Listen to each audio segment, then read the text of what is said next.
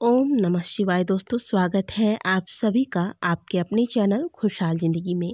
कैसे हैं आप लोग, ये बताने के लिए कमेंट बॉक्स में हर हर महादेव अवश्य लिखिएगा।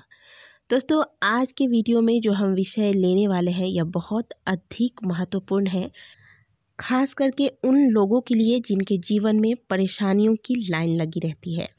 परेशानियां आती हैं लेकिन जाने का नाम ही नहीं लेती। एक के बाद एक परेशानियां आती ही रहती हैं। दोस्तों, मनुष्य के जीवन में समस्याओं का आना कोई बहुत बड़ी बात नहीं है, यह आम बात है। हमारा हिंदू शास्त्र इस बात का गवाह है कि जब जब भगवान भी स्वयं इस धराधाम पर अवतरित होते हैं तो उन्हें भी मानव शरीर धारण करने के बाद कई सारी विपत्तियों का सामना करना पड़ा है। फिर चाहे वह भगवान श्री रामचंद्र हो या फिर स्वयं भगवान श्री कृष्ण। और सच कहे तो भगवान ने अवतार ही इसलिए लिया ताकि मानव को यह सीख मिले कि किस प्रकार से मानव को अपनी विपत्तियों का सामना करते हुए अपने धर्म को निभाना है और किस प्रकार से इन विपत्तियों से छुटकारा पाना है। खैर, भगवान तो भगवान ही है, वह इस धराधाम पर आते ही है कई तरह की लीलाएं करने के लिए, लेकिन हम इंसान हैं। ऐसे में जब हमारे ऊपर विपत्तियां आती हैं तो हम टूट जाते हैं। आज के वीडियो में हम आपको बताएंगे कि आपके लाख कोशिशों के बाद भी यदि आपका भाग्य आपका साथ नहीं दे रहा है, आपके जीवन की जो समस्याएं हैं वह समाप्त नहीं हो रही है, तो ऐसे में आपको क्या करना चाहिए।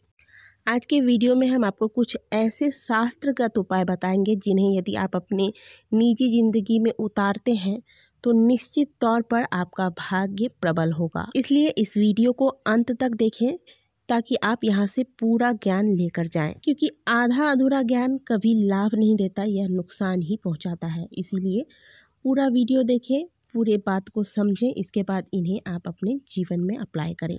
आज के वीडियो में मैं जो आपको बातें बताने वाली हूँ यह बिल्कुल शास्त्रगत बातें हैं, और अगर आप किसी विद्वान पंडित ज्योतिष को भी अपना हाथ दिखाएंगे, अपनी कुंडली दिखाएंगे, तो वो भी आपको कुछ ऐसा ही उपाय बताएंगे जिससे कि आपका भाग्य प्रबल हो। और आप इन उपायों को बड़े चाव के साथ करेंगे भी, क्योंकि आपने यहाँ पैसे लगाए हैं।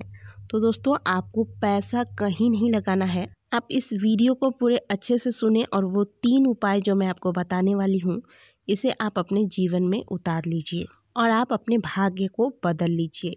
इन सरल उपायों के द्वारा आपका भाग्य इतना अधिक प्रबल हो जाएगा कि आपका दुर्भाग्य भी सौभाग्य में बदल जाएगा।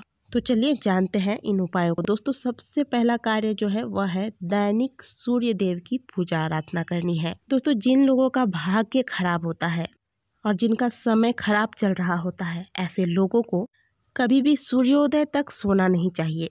सूर्योदय हो चुका है और आप तब तक सोए हुए हैं, यह बहुत ही खराब लक्षण होता है। सूर्यदेव आत्मा के कारक होते हैं और जब आप अपने आत्मा को जागृत कर लेते हैं तब धीरे धीरे आपका भाग्य भी प्रबल हो जाता है। नित्य प्रातःकाल जागकर सूर्योदय के वक्त भगवान सूर्य को अर्घ्य दें। स्नान के ठीक पश्चात एक तांबे के लोटे में जल भर लें। इसमें आप थोड़ा सा लाल चंदन, और अगर लाल चंदन नहीं है तो थोड़ा सा रोली मिला लें, लाल पुष्प, और अगर आपको दुर्वा प्राप्त हो जाता है तो दुर्वा भी इसमें डाल दें और इस जल से आप सूर्य नारायण को अर्घ्य दें। सूर्य नारायण को अर्घ्य देते वक्त आपका हाथ आपके सिर से ऊपर की ओर हो, इस बात का ध्यान दें, जैसा कि आप वीडियो में देख रहे हैं। जल चढ़ाते वक्त आप भगवान के किसी भी मंत्र का, जैसे ओम सूर्याय नमः, ओम घृणी सूर्याय नमः, ओम आदित्याय नमः, ओम भास्कराय नमः, इन मंत्रों का जाप करें। अगली चीज आपको बता देते हैं, महादेव की पूजा आराधना। अब बहुत से लोग सोचेंगे कि ये कार्य तो हम प्रतिदिन करते हैं, इससे तो हमारा भाग्योदय नहीं हो रहा है। दोस्तों, शिव महापुराण के अंतर्गत मार्कंडेय ऋषि की कथा आती है, जिनके पिता बहुत बड़े शिव भक्त थे, लेकिन उनके भाग्य में कोई संतान सुख नहीं था। उन्होंने पूरे मन से महादेव की पूजा आराधना की। भगवान शिव पर इतना अधिक विश्वास दिखाया कि इससे प्रसन्न होकर पार्वती माता ने महादेव से आग्रह किया कि अब इनको संतान सुख की प्राप्ति होनी ही चाहिए। माता पार्वती के आग्रह करने पर महादेव ने उन्हें पुत्र प्राप्ति का वरदान तो दिया, लेकिन दुर्भाग्य से उनका पुत्र अल्पायु था। 12 वर्ष तक ही उनकी आयु थी। यह सब जानते हुए भी उन्होंने अपने पुत्र को बहुत अच्छी शिक्षा दी और उन्हें शिव भक्ति की ओर मुड़ा। मार्कंडेय ऋषि शिव भक्ति में लीन हो गए। जब 12 वर्ष की उम्र में काल उनके समक्ष उनका प्राण हरण करने के लिए आए, तब मार्कंडेय ऋषि ने भगवान शिव के शिवलिंग को अपने बाहों में जकड़ते हुए भगवान शिव का स्मरण किया। निरंतर उनका स्मरण करते रहे और उस वक्त भगवान शिव साक्षात वहां प्रकट हो गए और महाकाल ने प्रकट होकर मार्कंडेय ऋषि के भाग्य को ही बदल दिया। तो दोस्तों, इस कहानी का मतलब ये है कि अगर भाग्य के लेखे को कोई बदल सकता है तो वो देवादिदेव महादेव हैं। और जो भक्त पूरे श्रद्धा और विश्वास के साथ उनके शरण में आते हैं और अपने जीवन की बागडोर उनके हाथों में सौंप देते हैं और उनकी भक्ति में निरंतर लीन हो जाते हैं, भगवान भोलेनाथ उसकी सहायता अवश्य करते हैं। इसलिए आपसे जितना बन सके आप शिव आराधना करें। कई बार कमेंट्स आते हैं कि हमने पशुपतिनाथ का व्रत किया, हमने प्रदोष व्रत किया, महाशिवरात्रि का व्रत करते हैं, 16 सोमवार किया, लेकिन हमारी मनोकामनाएं पूरी नहीं हो रही है। तो दोस्तों, आपको बता दें कि आप जो व्रत धारण करते हैं, जो व्रत करते हैं, उसकी अवधि बहुत सीमित रहती है।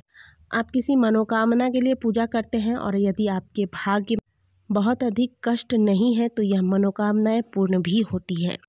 लेकिन यदि आपके भाग्य में बहुत अधिक कष्ट है तो वह कटने में थोड़ा बहुत समय तो अवश्य लगता है। दूसरी बात, यदि हम किसी को अपनी कोई सामग्री देते हैं या फिर उसे अपना विश्वास पात्र बनाते हैं तो इससे पहले हम उसे अच्छे से परखते हैं, उसे टटोलते हैं। इसी प्रकार महादेव भी आपके मनोकामनाओं को पूर्ण करने से पहले आपकी परीक्षा लेते हैं और यही चीज़ आपको समझना होगा। बहुत से लोग इस चीज़ को समझते नहीं हैं और अपनी विचारधारा ही बदल लेते हैं। उन्हें लगता है कि हम पूजा पाठ करते हैं और हमें कोई फल प्राप्त नहीं हो रहा। साल भर भक्ति करते हैं, 6 महीने 7 महीने भक्ति करते हैं और फिर उसके बाद वह अपना भगवान ही बदल लेते हैं। दोस्तों, एक बात हमेशा याद रखिएगा कि बहुत लंबे समय से मान लीजिए आपको कोई चीज़ प्राप्त नहीं हो रही है तो इसका मतलब ये नहीं है कि महादेव आपकी विनती को नहीं सुनते या फिर आपकी पूजा को स्वीकार नहीं करते। आपने सुदामा चरित्र तो सुना ही होगा। वह भगवान श्री कृष्ण के कितने बड़े भक्त थे, फिर भी उन्हें कई परीक्षाओं से गुजरना पड़ा और जब सही वक्त आया तभी उनके कष्टों का निवारण भगवान श्री कृष्ण ने किया। सिर्फ सुदामा ही नहीं, ऐसे कई बड़े बड़े भक्त हुए जैसे कि नरसिंह मेहता, मीराबाई इत्यादि। ये सभी भगवान के कितने बड़े भक्त थे, लेकिन इनके जीवन में कष्ट कितना था यह सभी जानते हैं। तो मेरे कहने का मतलब ये है कि चाहे जीवन में कैसी भी परिस्थितियां आए, अपने आराध्य पर से अपना भरोसा कभी भी नहीं उठाना चाहिए।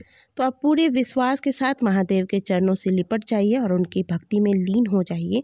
फिर देखिएगा कि देर लगेगी लेकिन आपकी प्रार्थना महादेव अवश्य सुनेंगे, क्योंकि मैंने पहले भी कहा है कि व्यक्ति को काल के गाल से जो बचा सकता है, व्यक्ति का भाग्य को जो बदल सकता है, वह केवल एक महादेव ही है। तो दूसरा कार्य आपको ये करना है कि महादेव की भक्ति में लीन हो जाना है। प्रत्येक दिन आप नियम बना ले कि आप महादेव के मंदिर में जाएंगे और यदि ऐसा नहीं हो पाता है तो हफ्ते में 1 बार, और 1 बार भी नहीं हो पाता है हफ्ते में तो महीने में 2 बार जो प्रदोष की तिथियां आती हैं उसमें आप महादेव के मंदिर जाएं, उनकी पूजा आराधना करें। बाकी के दिनों में आप प्रतिदिन आप स्नान करने के बाद घर के शिवलिंग पर ही जल अर्पित करें, थोड़े से अक्षत अवश्य चढ़ाएं, बिल्व पत्र मिल जाता है तो बिल्व पत्र चढ़ाएं, जो भी आपको प्राप्त होता है आप चढ़ाएं, और अगर नहीं मिलता है तो आप मात्र 1 लोटा जल, थोड़े से अक्षत चढ़ा दें।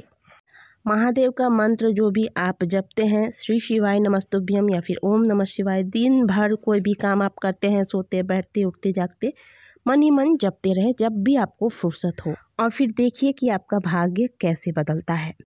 दोस्तों, तीसरा उपाय है पीपल वृक्ष की पूजा। वैसे तो पीपल वृक्ष एक वनस्पति है, लेकिन हमारे शास्त्रों में वनस्पति पूजन का भी विशेष महत्व बताया गया है और पीपल वृक्ष में तो सभी देवी देवताओं और पितरों का भी वास होता है। जब भगवान श्री कृष्ण ने ही कह दिया है कि वृक्षों में मैं पीपल हूँ, तो फिर इसके आगे और कुछ तर्क बचा ही नहीं। कहा जाता है कि शनिवार के दिन जो व्यक्ति पीपल वृक्ष की पूजा आराधना करता है, दिया लगाता है, उस व्यक्ति के सभी ग्रह शांत हो जाते हैं। उस व्यक्ति को सभी देवी देवताओं का आशीर्वाद तो प्राप्त होता ही है, साथ ही पितृ भी तृप्त होते हैं। लेकिन नियम वही रहेगा कि इसे यदि आप अपने जीवन में अपनाते हैं तो आप इसे लगातार करते रहें, बीच में नहीं छोड़ दें। लगातार प्रत्येक शनिवार को आप पीपल वृक्ष की पूजा करना आरंभ कर दें, पीपल की परिक्रमा करें और बीच में छोड़े नहीं। जब आप किसी चीज़ को नियम बना लेते हैं और फिर बीच में इसे छोड़ देते हैं, समझिए कि वही वक्त होता है आपकी परीक्षा का। और यदि इन नियमों को आप पकड़ के रखते हैं, लगातार करते जाते हैं, तो निश्चित रूप से आप इस परीक्षा में उत्तीर्ण होते हैं और आपका भाग्योदय होता है। तो ये जो नियम हमने आपको बताए हैं, इन्हें आप अपने जीवन में उतार लीजिए और फिर देखिए कि आपका भाग्योदय कैसे नहीं होता। आशा करते हैं कि आज की दी गई जानकारी आपको अच्छी लगी होगी। वीडियो अच्छी लगी है तो वीडियो को लाइक करिए और कमेंट बॉक्स में हर हर महादेव अवश्य लिखिए। मिलते हैं आपसे अगले वीडियो में, तब तक के लिए ओम नमः शिवाय, हर हर महादेव।